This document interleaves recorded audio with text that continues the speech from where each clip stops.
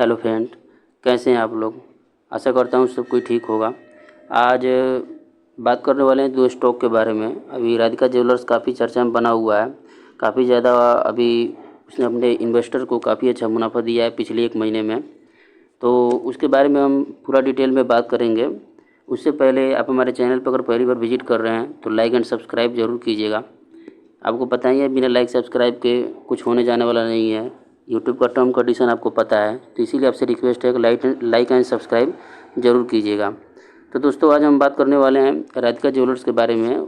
उसका position position अभी मेरे पास भी है, तो उसका होल्डिंग मैं आपको आज दिखाने वाला हूँ कि कितने परसेंट का मुझे गेन हुआ है, कब बाइंग किया था, क्या देखकर बाइंग किया था, कंपनी कैसी है, उसका फ्यूचर कैसा है, अभी बाइंग करे कि नहीं करे, सबका जवाब मैं देने वाला हूँ।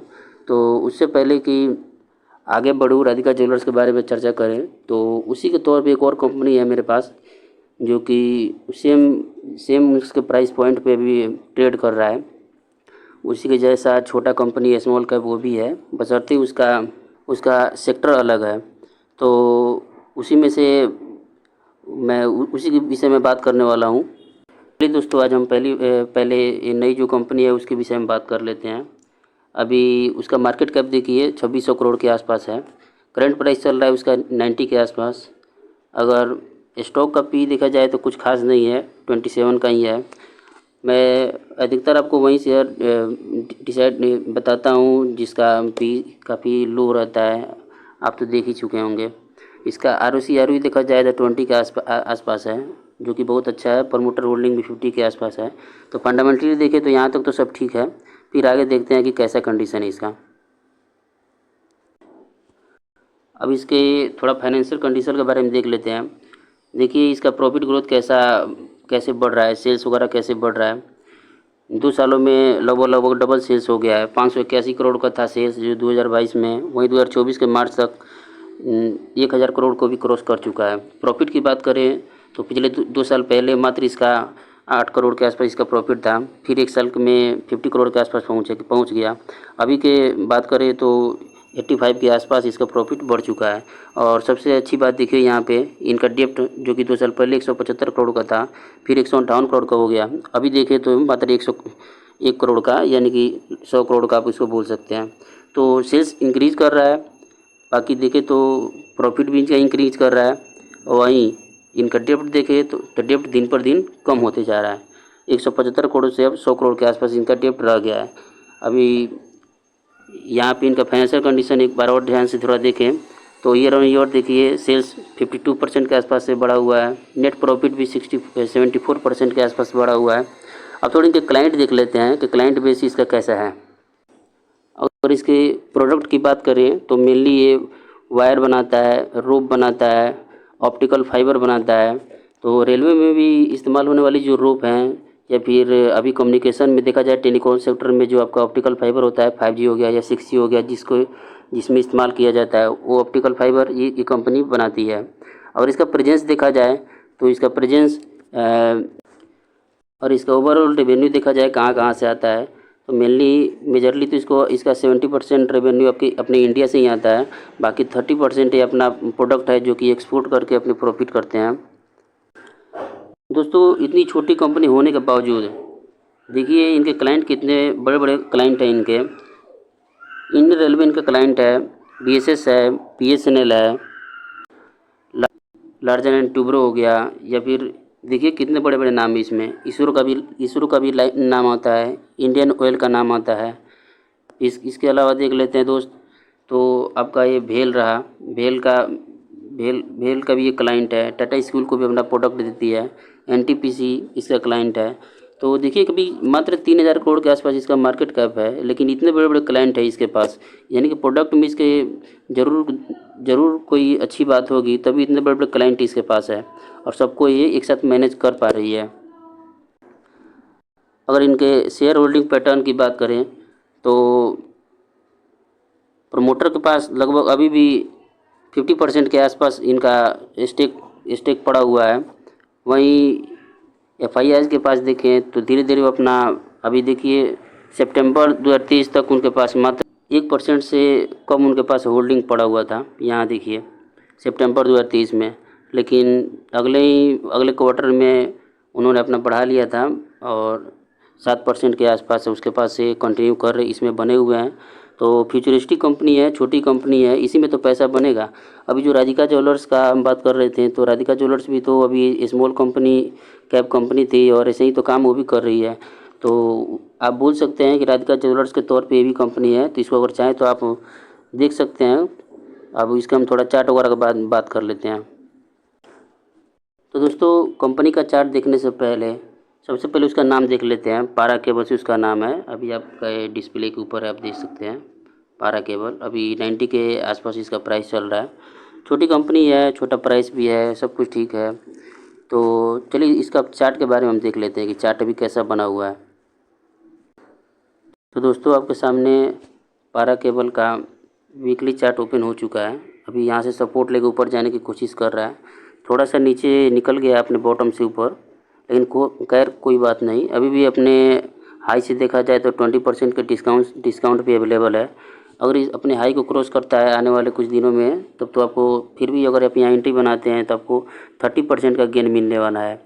ऊपर से 20% है, लेकिन यहाँ से आपको जब निकलेगा तो 30% का डिस्काउंट मिलने वाला है। अगर इसके हम डेली टाइम फ्रेम पे अगर इसको देखें कि कैसा परफॉर्म कर रहा है, तो डेली टाइम फ्रेम पे भी देखिए नीचे से एक काफ़ी स्ट्रॉन्ग सपोर्ट लेके वॉल्यूम का भी सपोर्ट है और यहाँ पे एक ट्रेंड लाइन को सपोर्ट लेते हुए ऊपर की तरफ निकल रहा है। हो सकता है आने वाले 1-2 दिनों में या फिर कुछ दिनों में यहाँ से एक बड़ा सा कैंडल बनाएगा और आगे की तरफ निकल जाएगा। अगर अच्छा होगा, अगर थोड़ा सा और नीचे मिल जाए तो हमारे लिए और भी बेहतर होगा, अच्छा प्राइस मिल जाएगा। अच्छी कंपनी है, आप इसको चाहें तो रडार पर रख सकते हैं। चलिए आज का जो मेन हमारा टॉपिक था राधिका ज्वेलर्स, उसके बारे में थोड़ा हम बात कर लेते हैं। तो आपके सामने दोस्तों राधिका ज्वेलर्स का फंडामेंटल ओपन हो गया है। तो इसके फंडामेंटल को डिस्कस करने से पहले, जैसे कि मैंने आपको बोला था कि प्रॉमिस किया था कि आपको अपना मैं लाइव दिखाने वाला हूँ पोर्टफोलियो का। तो ये रहा आपके सामने, देखिए अभी लगभग 110% के आसपास मेरा गेन है और इसको मैंने लिया था लगभग 2 महीने पहले। अभी एंट्री प्राइस भी आप देख ही सकते हैं, 60 के आसपास इसका प्राइस है। उस टाइम पे मैंने इसको परचेज़ किया था और क्या देख के परचेज़ किया था, थोड़ा उसके बारे में डिटेल में बात कर लेते हैं। इसका देखिए ROC कितना अभी शानदार है और इसका मार्केट कैप भी देखिए तभी तो मात्र 1500 करोड़ का है। इसका अगर प्रोडक्ट देखा जाए तो मेनली ये डील करते हैं, ज्वेलरी कंपनी है अपना, गोल्ड हो गया, टाइटेनियम हो गया या फिर डायमंड हो गया, इसका ये प्रोडक्ट बनाते हैं, गहना वगैरह बनाते हैं, उसको सेल करते हैं। अभी मेनली इनका प्रेजेंट बड़ोदरा, सूरत या अभी इसी रीजन में इनका प्रेजेंट है, गुजरात के ही रीजन में। अभी छोटी कंपनी है, अगर यहाँ से निकलती है तब तो आप समझ ही सकते हैं 1500 करोड़ है। अगर हो सकता है इसका 10 गुना अगर इनका सेल वगैरह ये सब बढ़ता है, अगर जैसे ही मार्केट कैप बढ़ के 1500 से अगर 15,000 भी होता है, तो जो आपका स्टॉक का प्राइस अभी जो 128 का दिख रहा है, हो सकता है 1000 भी चला जाए।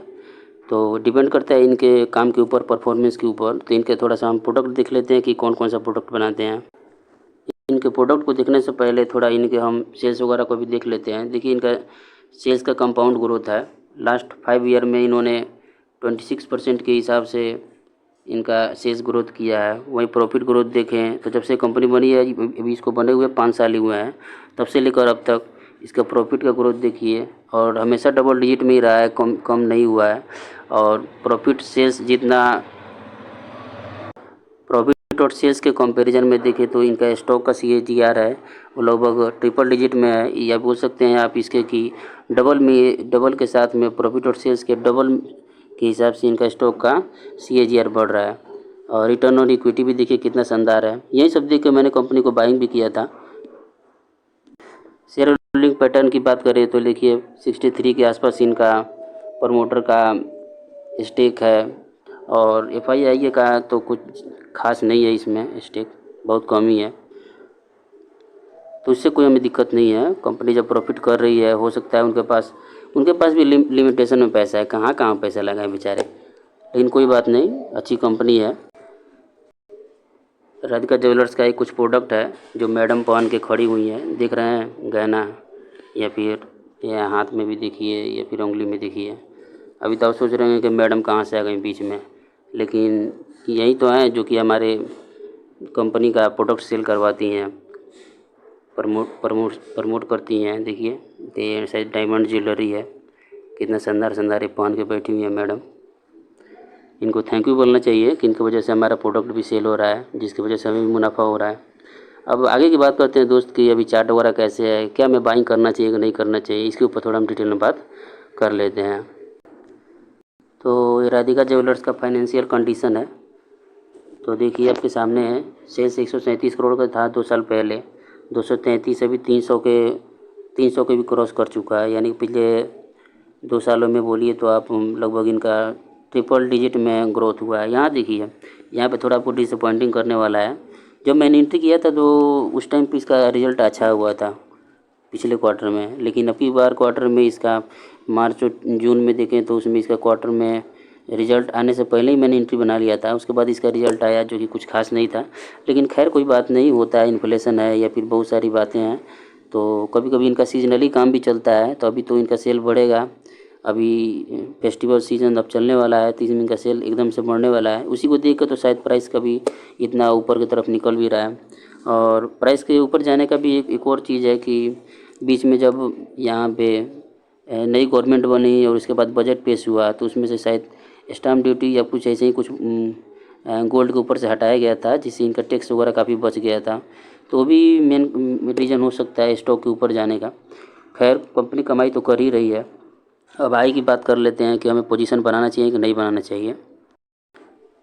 तो ये रहा दोस्त राधिका ज्वेलर्स का वीकली चार्ट है। अभी लगभग इसको 2 साल हुए यहाँ पे लिस्टेड हुए। 2 साल के अंदर में आप देखिए 300 के समथिंग इसने अपने इन्वेस्टर को प्रॉफिट दिया हुआ है।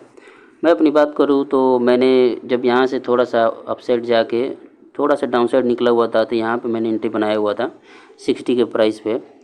तो वहाँ से मैंने एंट्री बनाया था और अभी तक मैं इसमें बना हुआ हूँ। अब यहाँ पे देखने वाली बात है कि आगे इसमें क्या करना है, उसके ऊपर में थोड़ा हम चर्चा कर लेते हैं। तो ये रहा डेली टाइम फ्रेम। तो अभी तो ऑल टाइम हाई के आसपास राधिका ज्वेलर्स काम कर रहा है। तो अभी हम इसमें क्या करना चाहिए, प्रॉफिट बुक करें या फिर जिसने एंट्री नहीं बनाया है तो उसके लिए क्या सजेशन है, एंट्री बनाना चाहिए कि नहीं बनाना चाहिए।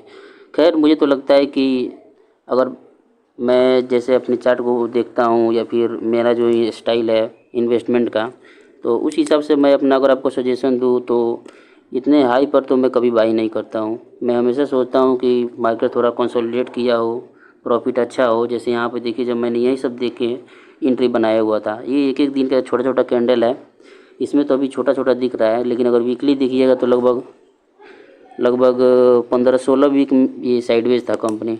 उसके बाद उसको देख कर मैंने एंट्री बनाया था। तभी तो प्रॉफिट बनता है, जब मार्केट साइडवेज हो, वहाँ पे चर्चा में नहीं रहता है, फंडामेंटल अच्छा होता है, प्रॉफिट कर रही होती है कंपनी, वही सब तो देख कर हमें एंट्री बनाना होता है, तभी तो जाकर हमें अच्छा मूव मिलता है।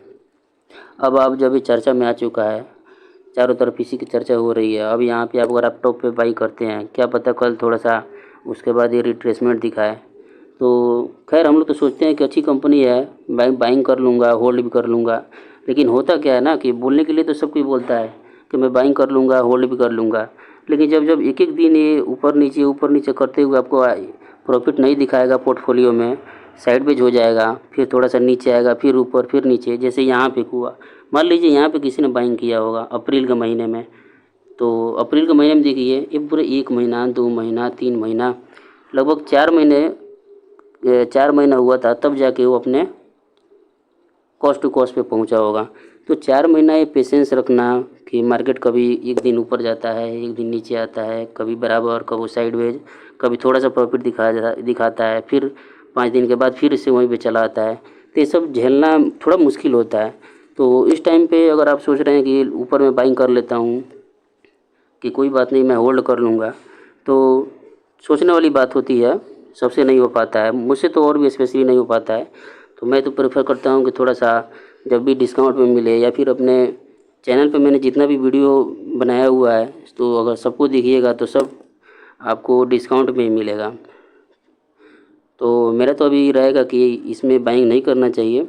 अगर आपको देखना है तो अभी जो मैंने पहली कंपनी के बारे में बात किया था, पारा केबल, अच्छी कंपनी है, छोटा कैपिटल वाला कंपनी है, बड़े बड़े क्लाइंट है, और फ्यूचरिस्टिक बिजनेस भी है। अभी देखिए टेलीकॉम सेक्टर कैसे ग्रो कर रहा है, रेलवे सेक्टर कैसे ग्रो कर रहा है, और सब इसके क्लाइंट हैं। यहाँ तक कि इसरो को भी अपना प्रोडक्ट देता है। यही इन्हीं इन्हीं सब कंपनियों का तो अभी चलन है, तो आप उसको देख सकते हैं। मैं तो नहीं बोलूँगा कि इसमें राधिका में आपको फ्रेश पोजीशन बनाना चाहिए।